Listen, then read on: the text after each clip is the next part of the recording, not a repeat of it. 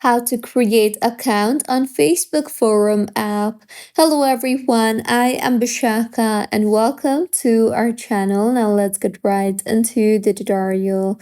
Firstly, go ahead and open the forum app on your device, and now in order to create account, you will see the option for use another profile. So tap on the use another profile option you see there and then tap on the continue button. You will then be required to go ahead and enter a valid phone number or email address that has been linked with Facebook earlier. So go ahead and enter that. Once entered, simply tap on the continue button you see there, and you will then be required to enter the password for the account details that you just entered.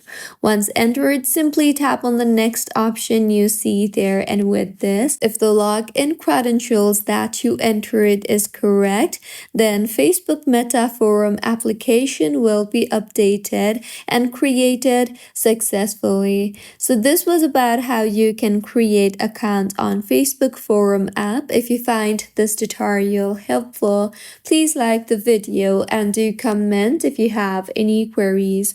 Also, do subscribe to our channel for more helpful tutorials like this. See you on the next one.